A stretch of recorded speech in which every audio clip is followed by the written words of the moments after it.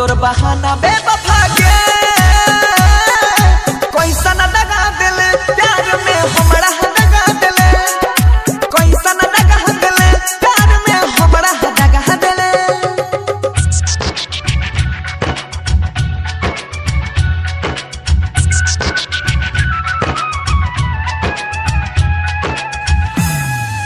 DJ Manish Raxaul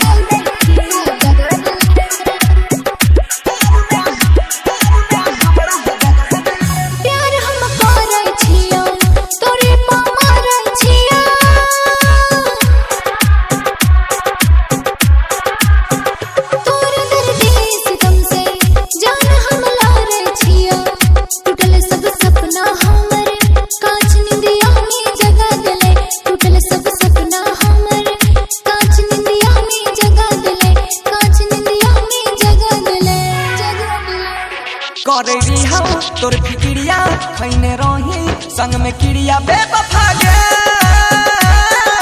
कैसा न दगा दिल प्यार में हमरा दगा दिल कैसा न दगा दिल प्यार में हमरा दगा दिल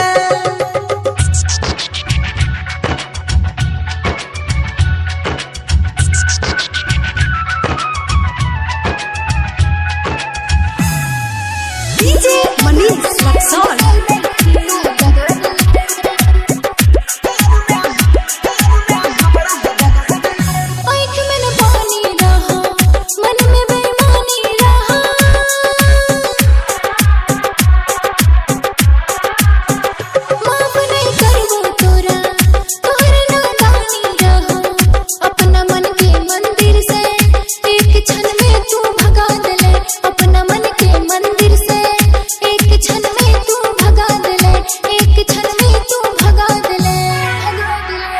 मलिकारा के सुख बंसी धर के छोड़ा ले नहीं घाट घर के बेवफा गे